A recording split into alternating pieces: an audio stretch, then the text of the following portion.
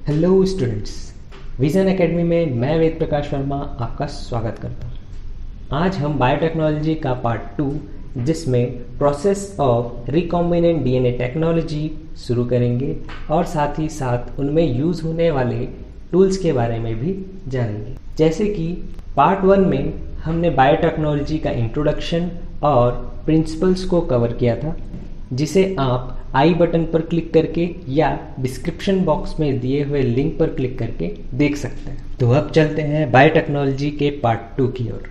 तो जैसे कि हमने पिछली क्लास में जेनेटिक इंजीनियरिंग में पढ़ा है कि रिकॉम्बिनेंट डीएनए टेक्नोलॉजी के हेल्प से चूहे में अगर हम ग्रीन जेलीफिश में ग्रीन कलर के लिए रिस्पॉन्सिबल डीएनए सीक्वेंस को अगर हम चूहे के डीएनए सीक्वेंस में जोड़ दें तो चूहे का कलर भी हरा हो जाएगा।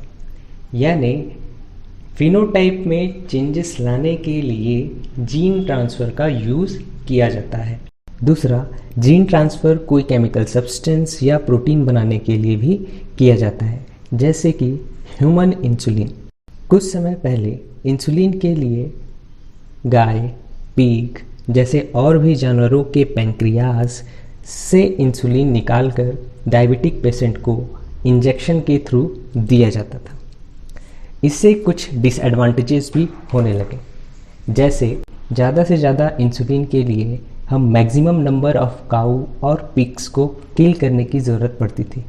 दूसरा, जानवरों से लिए हुए इंसुलिन की स्ट्रक्चर और ह्यूमन इंसुलिन का स्ट्रक्चर थोड़ा अलग होता है, जिससे एलर्जिक रिएक्शन होने की संभावनाएं होती हैं। तो इन सभी डिसएडवांटेजेस को दूर करने के लिए हम रिकॉम्बिनेंट डीएनए टेक्नोलॉजी का यूज़ करते हैं, जिसमें ह्यूमन इंसुलिन के जीन को वेक्टर के हेल्प से बैक्टीरियल सेल में इंजेक्ट किया जाता है और जिससे बैक्टीरियल सेल इंसुलिन प्रोड्यूस करने लगता है और इंसुलिन को हम बैक्टीरियल सेल से ऑब्टेन कर सकते हैं। ये तो फ्यू एग्जांपल्स हैं, ऐसे बहुत से रीज़न हैं जिसमें जेनेटिक इंजीनियरिंग या जीन ट्रांसफ़र का यूज़ किया जाता है। तो चलिए जानते हैं रिकॉम्बिनेंट डीएनए टेक्नोलॉजी के प्रोसेस में कौन कौन से स्टेप्स होते हैं। फर्स्ट, आइसोलेशन ऑफ डीएनए, जिसमें हमें सेल के सारे कंपोनेंट का ब्रेक डाउन करके डीएनए को आइसोलेट करते हैं या प्राप्त करते हैं। Second, cutting of DNA at specific location, DNA को आइसोलेट करने के बाद रिस्ट्रिक्शन एंजाइम के हेल्प से कट किया जाता है। Third, separation and isolation of DNA fragment, restriction enzyme के हेल्प से कट करने पर डीएनए बहुत से पीसेज में टूट जाते हैं, क्योंकि डीएनए में रिस्ट्रिक्शन एंजाइम के लिए बहुत से रिकॉग्निशन साइट्स होते हैं। सारे डीएनए पीसेस को सेपरेट करके डिज़ायर्ड डीएनए को आइसोलेट करते हैं। Fourth, use of cloning vector to form recombinant DNA, isolate DNA को वेक्टर में ऐड करने पर रिकॉम्बिनेंट डीएनए फॉर्म होता है। Fifth, insertion of recombinant DNA into the host cell, recombinant DNA को होस्ट सेल में इंजेक्ट कराते हैं ताकि डिज़ायर्ड प्रोडक्ट बन सके। Sixth, obtaining the foreign gene product, जब डिज़ायर्ड प्रोडक्ट बनने लगते हैं तो हम इसे लार्ज अमाउंट में बनाते हैं with the help of bioreactor. Seventh, down stream processing, अब बायोरिएक्टर में दो चीज़ें मिलते हैं, एक तो डिज़ायर्ड प्रोडक्ट, दूसरा होस्ट सेल और उसके वेस्ट प्रोडक्ट। तो इन वेस्ट प्रोडक्ट से डिज़ायर्ड प्रोडक्ट को अलग करने के प्रोसेस को ही डाउन स्ट्रीम प्रोसेसिंग कहते हैं। इन सभी स्टेप्स को हम डिटेल में पढ़ेंगे। तो चलते हैं फर्स्ट स्टेप की तरफ। तो फर्स्ट स्टेप है आइसोलेशन ऑफ डीएनए। तो डीएनए किसी भी सेल का हो सकता है, जैसे plant cell, bacterial cell, fungal cell या एनिमल सेल। तो जिस सेल के डीएनए का रिक्वायरमेंट होगा उस डीएनए को हम आइसोलेट करेंगे। तो सेल में डीएनए को छोड़कर बाकी सभी चीज़ों का ब्रेकडाउन करते हैं। तो प्लांट सेल में सेल्यूलोज की सेल वॉल बनी होती है। तो सेलुलोज को ब्रेक डाउन करने के लिए सेल्यूलेज एंजाइम का यूज़ किया जाता है। बैक्टीरियल सेल पेप्टाइडोग्लाइकॉन की बनी होती है, जिसे डिस्ट्रॉय करने के लिए लाइसोजाइम का यूज़ करते हैं। फंगल सेल वॉल काइटिन की बनी होती है, तो काइटिनेज एंजाइम का यूज़ करके उनका ब्रेक डाउन किया जाता है। और एनिमल सेल में सेल वॉल होती ही नहीं है। अब हमारे पास सेल वॉल के अलावा भी बहुत सारी चीज़ें हैं, जैसे लिपिड, प्रोटीन और भी बहुत सारी चीज़ें। इन सभी का ब्रेक डाउन करना भी ज़रूरी होता है। तो लिपिड के लिए लाइपेज एंजाइम, प्रोटीन के लिए प्रोटीएज एंजाइम और आरएनए के लिए आरएनएज एंजाइम का यूज़ किया जाता है। ऐसे ही और भी सब्सटेंस के लिए एप्रोप्रिएट एंजाइम का यूज़ करके उनका ब्रेक डाउन करते हैं। ब्रेक डाउन होने के बाद डीएनए अब भी टूटे हुए पीसेस के साथ है, तो डीएनए को इन टूटे हुए पीसेस से अलग करना ज़रूरी है। तो डीएनए के पीस को अलग करने के लिए हम चिल्ड एथेनॉल को ऐड करते हैं, जिससे डीएनए बाकी चीज़ों से ऊपर तैरने लगता है। जैसे कि आप डायग्राम में देख रहे हैं कि टेस्ट ट्यूब में एक ग्लास रॉड डालकर डीएनए को निकाला जाता है, इसे ही स्पूलिंग कहा जाता है। अब हमने डीएनए आइसोलेट तो कर लिया है, लेकिन एक सेल में डीएनए 2.2 मीटर लंबा होता है और इतने लंबे डीएनए की ज़रूरत रिकॉम्बिनेंट डीएनए टेक्नोलॉजी में नहीं होती। एक स्पेसिफिक डीएनए पीस की रिक्वायरमेंट होती है।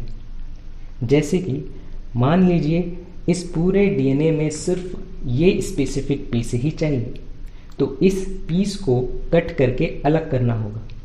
इस स्पेसिफिक जीन को कट करने के लिए मॉलिक्यूलर सीजर का यूज़ करते हैं। ये मॉलिक्यूलर सीजर एक तरह का एंजाइम होता है, जिसे हम रिस्ट्रिक्शन एंजाइम कहते हैं। आइए जानते हैं इस एंजाइम का नाम रिस्ट्रिक्शन एंजाइम ही क्यों पड़ा। यह एक बैक्टीरियल सेल है और ये एक वायरस है। तो वायरस अपना जेनेटिक मटेरियल यानी डीएनए बैक्टीरिया के अंदर इंजेक्ट करता है।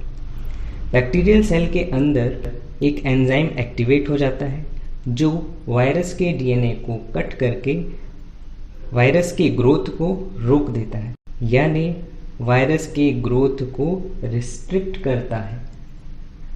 इसलिए इस एंजाइम का नाम रिस्ट्रिक्शन एंजाइम पड़ा। अब देखिए कि बैक्टीरिया के पास भी डीएनए है, तो यह एंजाइम बैक्टीरिया के डीएनए को क्यों कट नहीं करता? क्योंकि बैक्टीरियल सेल के हर एक रिकॉग्निशन साइट पर मिथाइल ग्रुप अटैच्ड होता है और मिथाइल ग्रुप के कारण रिस्ट्रिक्शन एंजाइम अपने रिकॉग्निशन साइट को पहचान नहीं पाता और इस तरह बैक्टीरियल सेल अपने जेनेटिक मटेरियल को अपने ही रिस्ट्रिक्शन एंजाइम से प्रोटेक्ट कर लेता है। रिस्ट्रिक्शन एंजाइम बहुत इंपॉर्टेंट टूल है जो रिकॉम्बिनेंट डीएनए टेक्नोलॉजी में यूज़ होता है। ये एक लार्ज क्लास से बिलोंग करता है, जिसे हम न्यूक्लियस कहते हैं।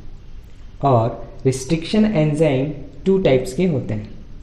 First exonuclease, second endonuclease. ऐसे एंजाइम्स जो डीएनए टेम्पलेट को डीएनए के एंड्स से कट करते हैं तो उसे एक्सोन्यूक्लियस कहते हैं, और ऐसे एंजाइम जो डीएनए टेम्पलेट को बीच से कट करते हैं तो उसे एंडोन्यूक्लियस एंजाइम कहते हैं। तो हमारा फर्स्ट रिस्ट्रिक्शन एंडोन्यूक्लियस एंजाइम है HindII। नेक्स्ट आते हैं नोमेनक्लेचर में। तो इसमें एग्जांपल लेते हैं इको R1 का। इको R1 में फर्स्ट लेटर बैक्टीरिया के जीन्स का होता है, फिर second and third letter species का होता है, फोर्थ लेटर स्ट्रेन और last Roman number order of isolation होता है। जीन्स है स्टीरिया, स्पीसीज कोलाई, स्ट्रेन RY13 और ऑर्डर ऑफ आइसोलेशन 1 है। नेक्स्ट हम आते हैं cutting of DNA at specific location. हर एक रिस्ट्रिक्शन एंडोन्यूक्लियस एंजाइम का एक स्पेसिफिक रिकॉग्निशन साइट होता है और restriction endonuclease enzyme palindromic sequence पर ही कट करते हैं, जिसमें रिस्ट्रिक्शन एंजाइम फॉस्फोडाइएस्टर लिंकेज को ब्रेक करते हैं। तो आइए जानते हैं पैलिंड्रोमिक सीक्वेंस या पैलिंड्रोम्स क्या होते हैं। ऐसे वर्ड्स जिसे आगे या पीछे दोनों साइड से पढ़ने पर सेम हो, जैसे एग्जाम्पल में मलयालम MALAYALAM, अगर हम इसे फॉरवर्ड पढ़ें या बैकवर्ड पढ़ें, दोनों तरीके से ये सेम ही स्पेल होते हैं। ये पैलिंड्रोमिक सीक्वेंस डीएनए के दोनों स्ट्रैंड के बेस पेयर में होते हैं और इसमें ओरिएंटेशन ऑफ रीडिंग सेम होना चाहिए।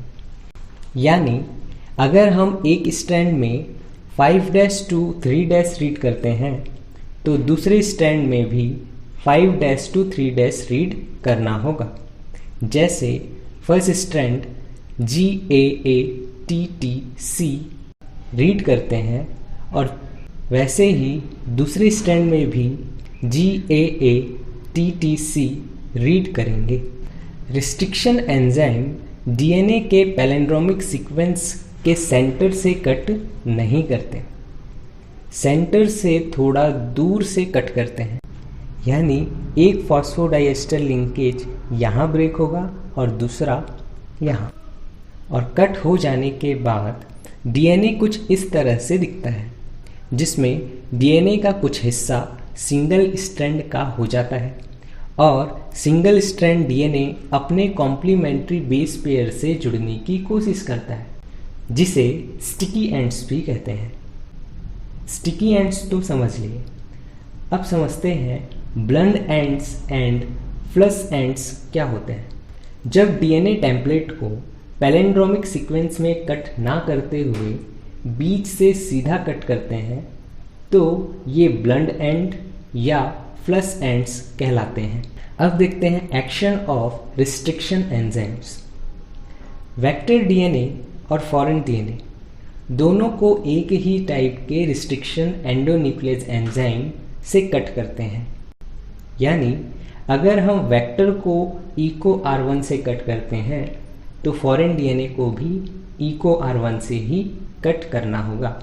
ये एंजाइम दोनों डीएनए को पैलिंड्रोमिक सीक्वेंस में कट करता है, जिसमें वेक्टर डीएनए और फॉरेन डीएनए दोनों में स्टिकी एंड्स फॉर्म होते हैं, जिसके कारण वेक्टर डीएनए और फॉरेन डीएनए के बेस पेयर आपस में जुड़ जाते हैं और दोनों डीएनए के स्ट्रैंड को जोड़ने के लिए डीएनए लाइगेज का हेल्प लिया जाता है।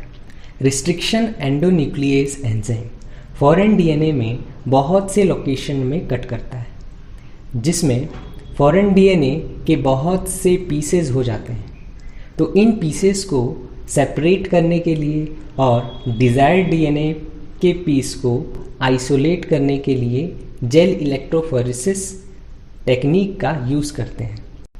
इलेक्ट्रोफोरेसिस चैम्बर में एग्रोस जेल को फिल करते हैं, जो नेचुरल पॉलीमर है जिसे सीवीड से एक्सट्रैक्ट किया जाता है। इलेक्ट्रोफोरेसिस चैम्बर के कैथोड साइड में प्रेजेंट वेल्स में डीएनए फ्रैगमेंट को सिरिंज के थ्रू इंजेक्ट किया जाता है।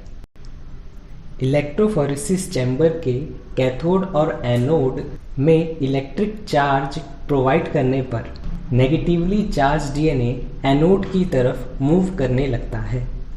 ये सेपरेशन डीएनए पीस के साइज के अकॉर्डिंग होता है, यानी छोटे साइज वाले डीएनए पीस आगे होंगे और बड़े साइज के डीएनए पीस पीछे होते हैं।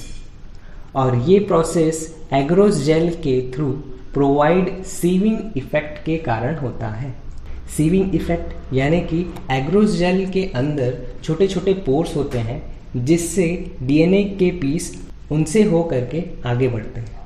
सेपरेटेड डीएनए को देखने के लिए डीएनए को इथिडियम ब्रोमाइड से स्टेनिंग करके यूवी रेडिएशन देते हैं, तो डीएनए फ्रेगमेंट ऑरेंज कलर का दिखाई देता है और इस स्टेप को इल्यूजन कहा जाता है। आगे की प्रोसेस को हम नेक्स्ट वीडियो में कवर करेंगे। तो आज के लिए ही इतना। Thank you, bye bye.